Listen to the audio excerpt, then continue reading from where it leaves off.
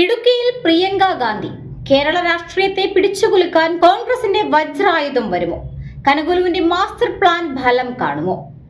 ഇടുക്കി നിയമസഭാ മണ്ഡലത്തിൽ പ്രിയങ്ക ഗാന്ധി മത്സരിക്കാൻ എത്തുന്നു എന്ന വാർത്ത ഇപ്പോൾ കേരള രാഷ്ട്രീയത്തിൽ വലിയ ചർച്ചകൾക്കാണ് വഴി തുറന്നിരിക്കുന്നത്.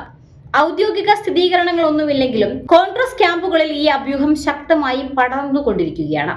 വയനാട്ടിൽ രാഹുൽ ഗാന്ധി മത്സരിച്ചപ്പോൾ ഉണ്ടായതുപോലുള്ള ഒരു വലിയ തരംഗം തെക്കൻ കേരളത്തിലും ഇടുക്കി കേന്ദ്രീകരിച്ച് സൃഷ്ടിക്കാൻ സാധിക്കുമോ എന്ന കണക്കുകൂട്ടലിലാണ് രാഷ്ട്രീയ നിരീക്ഷകർ.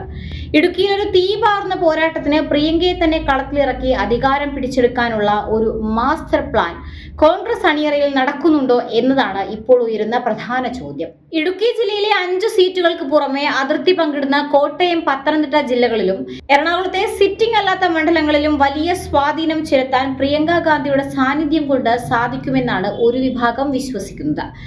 ഈ ഒരു രാഷ്ട്രീയ തന്ത്രം അല്ലെങ്കിൽ വജ്രായുധം പ്രയോഗിക്കുന്നതിലൂടെ മധ്യ കേരളത്തിലെയും തെക്കൻ കേരളത്തിലെയും തിരഞ്ഞെടുപ്പ് സമവാക്യങ്ങളെ അപ്പാടെ മാറ്റിമറിക്കാൻ UDFന് കഴിയുമോ?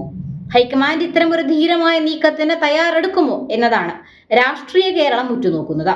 പ്രിയങ്ക ഗാന്ധിയെ കേരളത്തിന്റെ മുഖ്യമന്ത്രി സ്ഥാനത്തേക്ക് ഉയർത്തിക്കാട്ടിയാൽ അത് വോട്ടർമാർക്കിടയിൽ എത്തരത്തിലുള്ള ചലനമാക്കും ഉണ്ടാക്കുക? ഗാന്ധി കുടുംബത്തോട് മുതിർന്ന വോട്ടർമാർക്കുള്ള വൈകാരികമായ അടുപ്പവും വനിതാ വോട്ടുകളുടെ വലിയൊരു ഏകീകരണവും പ്രിയങ്കയിലൂടെ ഉറപ്പാക്കാൻ സാധിക്കുമെന്ന് കോൺഗ്രസ് കരുതുന്നുണ്ടോ?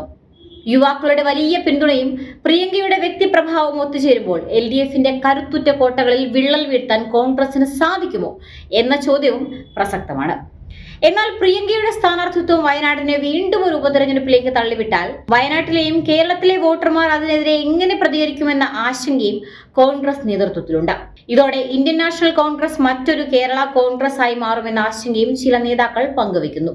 ഇതൊരു തന്ത്രപരമായ നീക്കമാണോ അതോ കേവലം രാഷ്ട്രീയ അഭ്യൂഹങ്ങൾ മാത്രമാണോ എന്ന കാര്യത്തിൽ ഇപ്പോഴും വ്യക്തതയില്ല. വരും ദിവസങ്ങളിൽ കോൺഗ്രസ് നേതൃത്വത്തിൽ നിന്നും പ്രതികരണങ്ങൾ ഉണ്ടായാൽ മാത്രമേ ഇതിനൊരു വ്യക്തത വരൂ. എങ്കിലും ഇടുക്കിയിൽ പ്രിയങ്ക ഗാന്ധി എത്തുകയാണെങ്കിൽ അത് കേരളം കണ്ട ഏറ്റവും വലിയ രാഷ്ട്രീയ പോരാട്ടങ്ങളിലൊന്നായി മാറുമെന്ന കാര്യത്തിൽ സംശയമില്ല.